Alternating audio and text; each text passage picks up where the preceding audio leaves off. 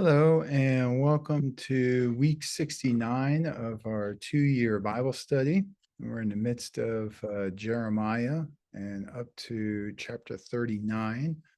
And in chapter 39, um, uh, Zedekiah is um, king of Jerusalem and Judah, but we see that Jerusalem is falling. And verse 6, there at Riblah, the king of Babylon slaughtered the sons of Zedekiah before his eyes and also killed all the nobles of Judah. Then he put out Zedekiah's eyes and bound him with bronze shackles to take him to Babylon. This is in fulfillment of the prophecy that we had heard earlier in the book of Jeremiah that Zedekiah would not have a son sit on the throne. And so this ensures no king from Zedekiah's line, but also seems to put the covenant at risk in terms of the Davidic covenant of a son of David sitting on the throne. I get to Jeremiah chapter 40. Jeremiah is freed, and when in verse 2, when the commander of the guard found Jeremiah, he said to him, "The Lord your God decreed this disaster for this place. Now the Lord has brought it about. He has done just as he said he would. All this happened because you people sinned against the Lord and did not obey him." The Babylonians, so this is a Babylonian commander. The Babylonians knew more about the true prophecy than we typically think. And possibly that's because of influence from earlier exiles. We know Daniel certainly is influential in Nebuchadnezzar's life. And so perhaps the Babylonians knew quite a bit more about this true prophecy than we give credit to.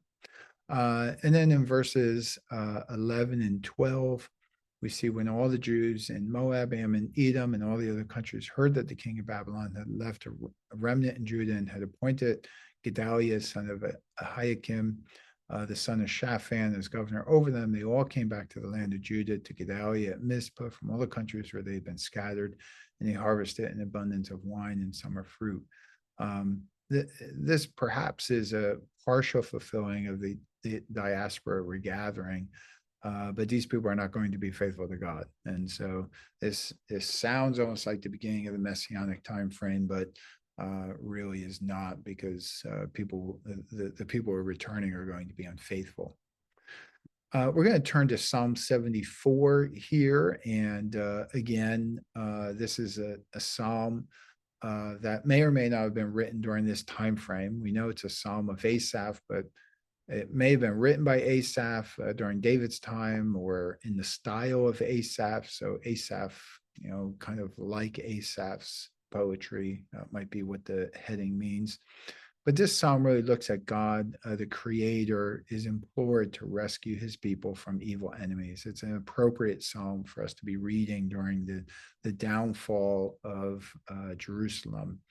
And also, if we turn over to Psalm 79, again, another psalm of Asaph. And Psalm 79 talks about how the conquered people of God plead for him to rescue them and bring judgment on the nation. So another very appropriate psalm for us to be thinking about during the fall of Jerusalem. And I think that, again, this points to one of the roles of the Psalms is that God gave the Psalms so that people would have words to be able to say to him in their times of trouble and distress. And so even as God provided these for the people of Israel, he's provided those Psalms for us as well. And we are able to have those words to be able to say to God when we don't know what to say. The Psalms provide those words for us. As we move on to Habakkuk, who is a prophet during this particular time frame, and Habakkuk chapter 1, Habakkuk has a complaint. He sees the sinfulness of God's people in verse 4. Therefore, the law is paralyzed and justice never prevails. The wicked hem in the righteous so that justice is perverted. So he cries out for God to ask, or for God to act. And God chooses the Babylonians as his means of judgment. And Habakkuk's response is like, perhaps there's somebody better than the Babylonians out there that you could use. Certainly there's somebody more righteous than the Babylonians. Couldn't you use somebody else? And God responds to him in Habakkuk chapter 2 and reminds him that that God is still in control. Verse 20, the Lord is in his holy temple, let all the earth be silent before him. Um, and he says, although you may have to wait to see it, don't lose faith, don't lose hope. Verse 4 says, see, the enemy is puffed up, his desires are not upright, but the righteous person will live by his faithfulness. And so God is going to bring judgment on Babylon, primarily for injustice and bloodshed. And so God says, I see the injustice of Judah. I'm going to send Babylon. Habakkuk's like, I don't think Babylon's the best choice. God's like, I'm in control, and Babylon's going to get their justice one day as well. And so Habakkuk ends in chapter 3 with a prayer. It's a song of the power of God over all creation and nations.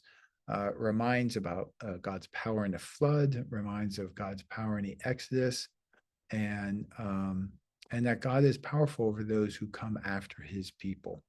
And verses 17 and 18 particularly are verses that stand out to me. Though the fig tree does not bud and there are no grapes on the vines, though the olive crop fails and the fields produce no fruit, though there are no sheep in the pen and no cattle in the stalls, yet I will rejoice in the Lord. I will be joyful in God my Savior. This is the basis of faith, believing in what God says instead of what is seen. This is a message that the Israelites are in desperate need of as we return back to Jeremiah chapter 41. Jerusalem has been destroyed, and Babylon's appointed governors assassinated, and daughters of royal blood and other officials flee to Egypt. And then in chapter 42, the army officers, including Jehonan and Jezaniah, and all the people from least to greatest, approached Jeremiah the prophet and said to him, please hear our petition and pray to the Lord your God for the entire remnant. And in verse 7, 10 days later, the word of the Lord came to Jeremiah.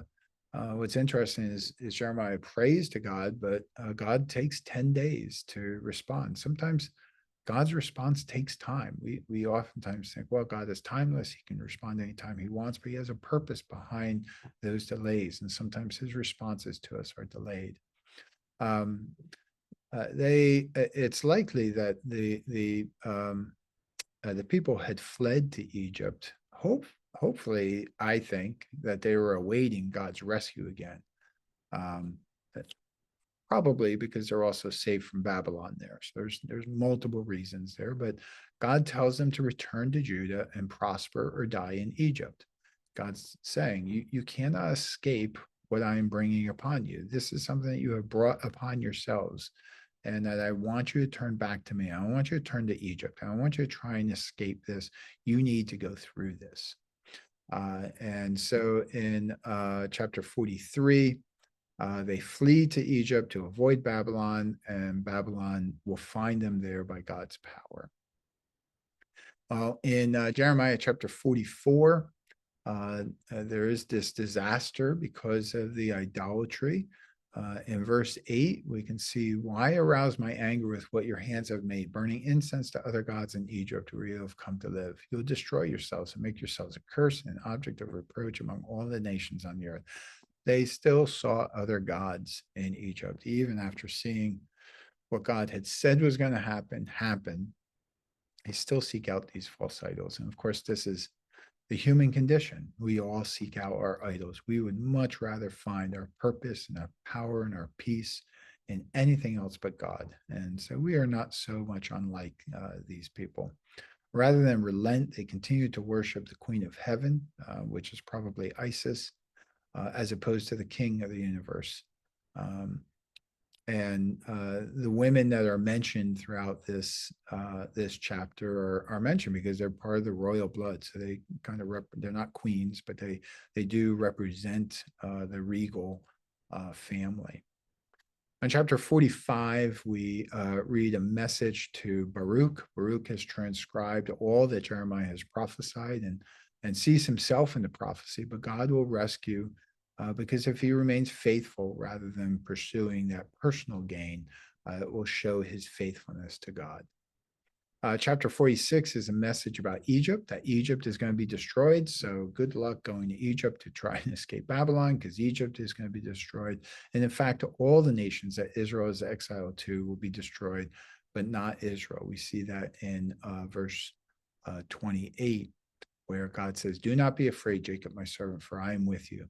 Though I completely destroy all the nations among which I scatter you, I will not completely destroy you. I will discipline you, but only in due measure. I will not let you go entirely unpunished." Because God loves his people, there is punishment, because he knows that in punishment they will turn back to him, and he is the only place of goodness that they can find. Well, in Jeremiah chapter 47, we have a prophecy on the destruction of Philistia because of their participation against Israel. In chapter 48 is a message about Moab, and this judgment against Moab, who sat by throughout its history while Israel suffered, should not have been done. Moab is the offspring of Lot. Moab is a relative to Israel. And so there is judgment on them, but they will also be restored. In Jeremiah chapter 49, we have a message about Ammon, judgment against Ammon, who also took advantage of Israel's suffering. But again, Israel, or Ammon, is the offspring of Lot, a relative. They should have been standing up for Israel, but they also will be restored.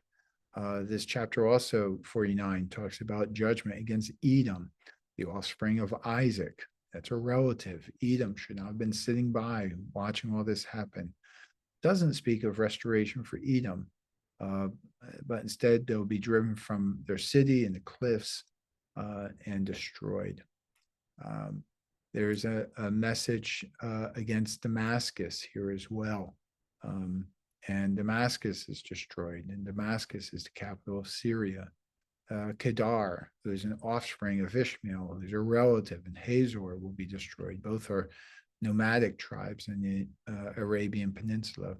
And Elam is to be destroyed, but also restored. And Elam is a nation near Babylon that is eventually subsumed into the Persian Empire.